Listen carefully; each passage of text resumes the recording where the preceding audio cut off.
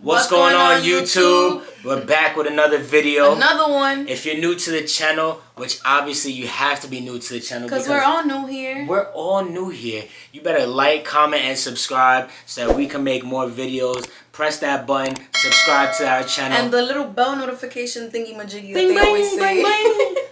See, Danny's in the background. You can't really see him right now. Yeah, so, he's hanging out with us. Yeah, he's hanging out here.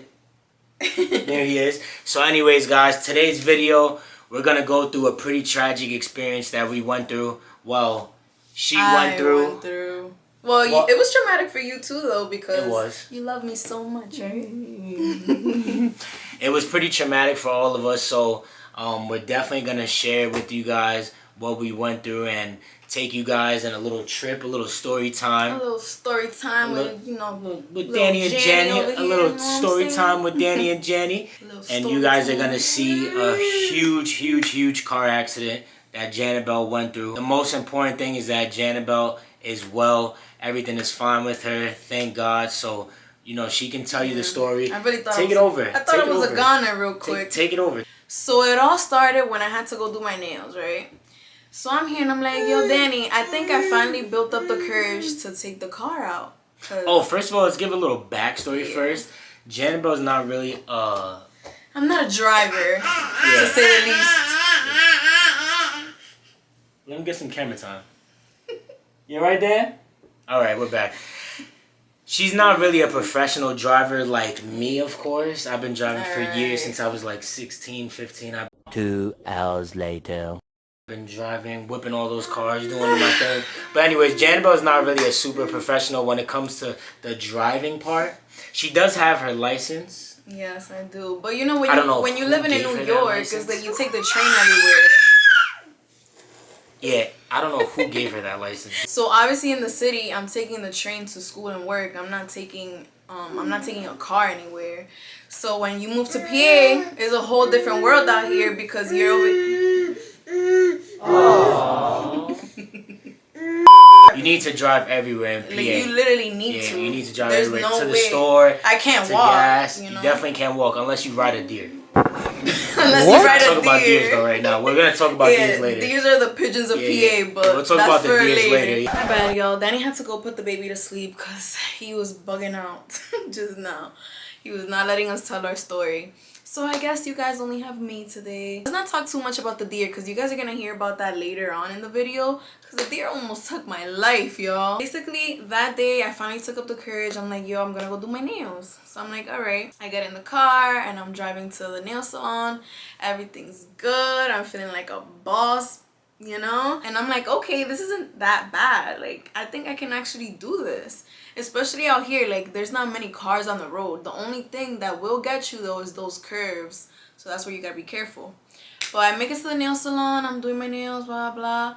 I parked the car right in front so I could take a little peek at it here and there. I was mad paranoid because I was like, I don't know. Every time that I used to get to a parking lot, I used to get paranoid because I'm like, yo, what if I don't find a good parking spot that I could, like, park easily into? Because I was not good at parking either. After that, I called Danny after my nail appointment. I'm like, yo, Dan, like, do you want some pizza? Like, I'm feeling confident now.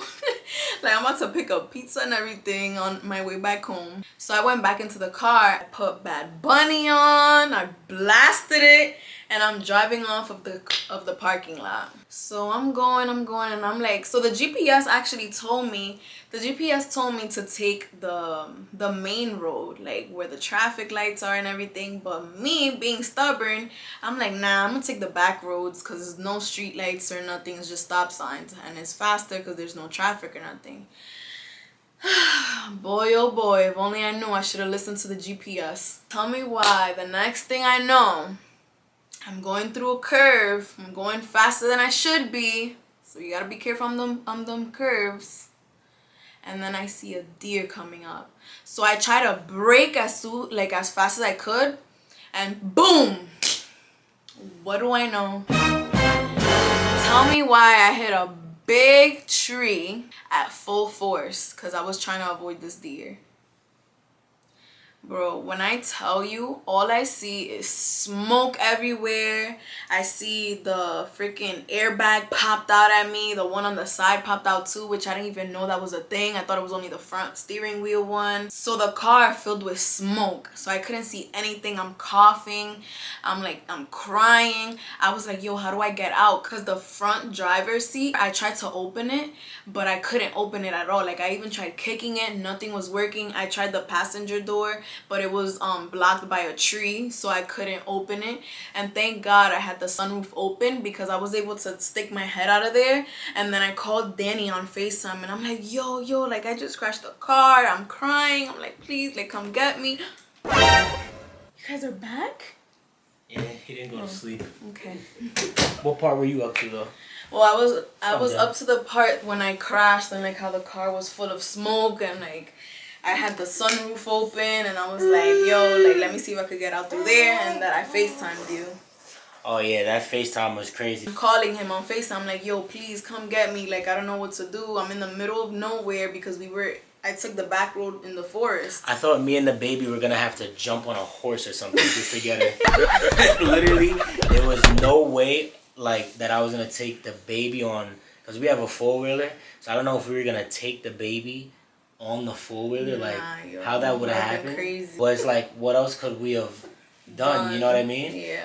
But thank God for our neighbor, because always remember to have good neighbors. You always gotta have a good neighbor on your side. Always gotta have good neighbors. What's the State Farm thing say? What's the State Farm thing say? Yeah, the State Farm saying is like a good neighbor. State Farm is there.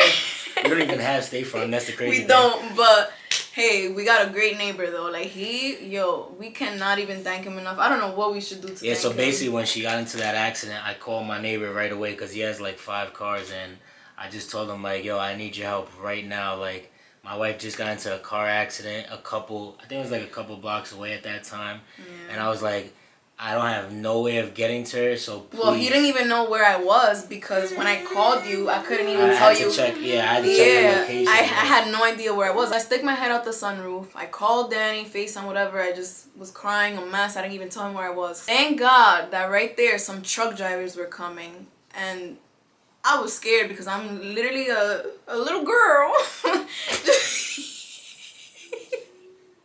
A little girl just waiting for somebody to come save me. And so these guys stop, they get out the truck and they're like, yo, you need help? I'm like, yeah, I need help, hello. And then I'm trying to get out from the sunroof and they're waiting for me. He gives me his arm and I'm here like, please, like, just try to give me like an impulse. So I'm able to get out the sunroof. And I just stand there with them and I'm like, I don't know what to do. Should I call the police? Should I call the ambulance? He's like, I mean, you're bleeding from your nose. Mind you, I didn't even feel that I was bleeding from my nose. Like, I didn't feel anything. I guess because of the adrenaline. Like, when you're in something like scary like that, you're just like super shocked and you don't feel anything. So after that, they're still waiting there with me, but then some guy, an extra guy also comes and stops. He's with his family and he stops. He's like, oh, can you want to use my phone or something? And then that's when I called you the second time off of some random guy's phone. And the guy was telling me where you guys were, because we weren't really too familiar. I mean, obviously it would just look like a bunch of trees. Yeah, it was a bunch of trees on a road. Yeah, you guys are gonna see the pictures of the car. Yeah. You can see how many trees. It was like literally in the middle of nowhere. Yeah, I was literally in the forest. But the guy definitely knew where he was, so he gave us the directions where to go, stuff like that. Once I called the neighbor and we jumped into his car right away, we got there, and it was definitely crazy. Like seeing the car, seeing Janabelle, obviously it was. And then after I finished crying about me crashing, I started crying about the car because I was like, yo, we just put... Now the car was done. Like, that's it. Donezo.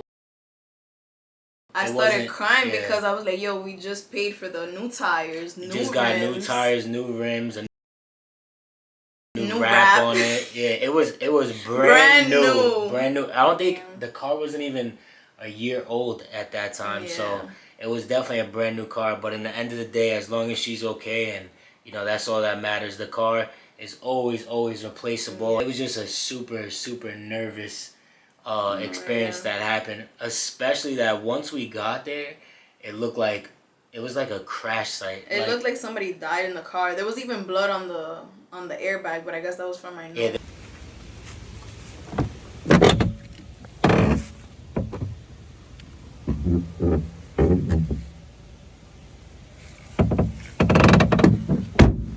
so many people stopping by asking us if we're okay and asking us if we need help. There was like I don't know, I wouldn't call him like a police officer. It was like a park ranger, because it happened inside of a national park. Yeah, it was a park ranger. All because she saved the deer's life. All because I wanted to be. In the end of the day, what you call those people? I don't know.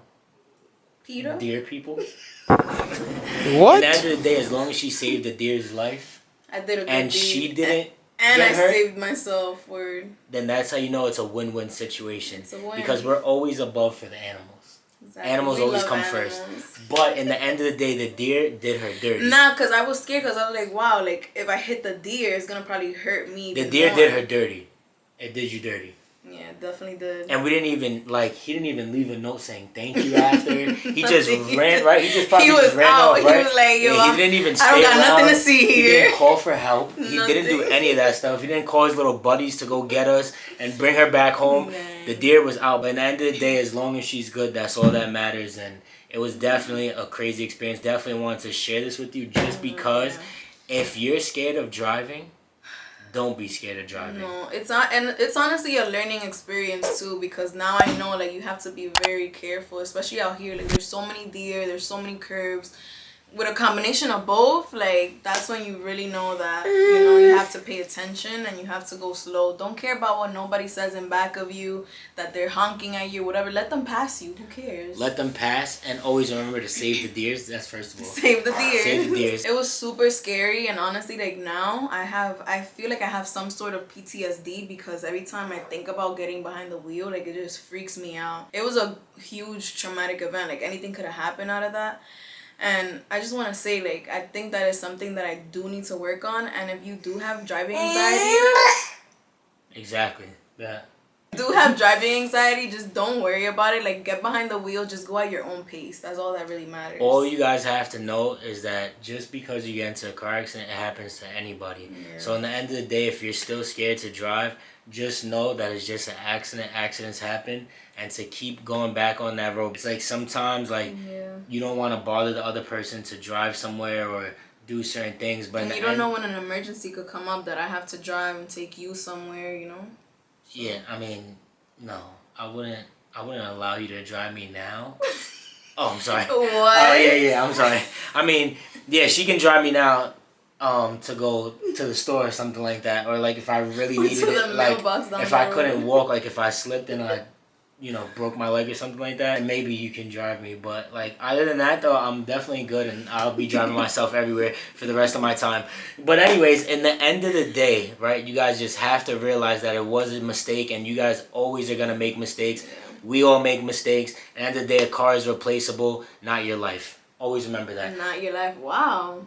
Material things are replaceable, but not your life. Material things are replaceable, not your life. You should write that down somewhere. Write that down. Leave a comment to see if that was a good one or not. But anyways, guys, like, comment, and subscribe for this video. This was a little story time with us. I'm going to drop all the pictures and videos of the car. You guys are probably going to be like, how did she walk out of that? Like, it was truly a miracle. It was truly a miracle. So in the end of the day, you guys are going to see this and be like, wow, God is great. And in the end of the day, material things are always replaceable. We'll see you guys in the next video. Stay tuned. Bye.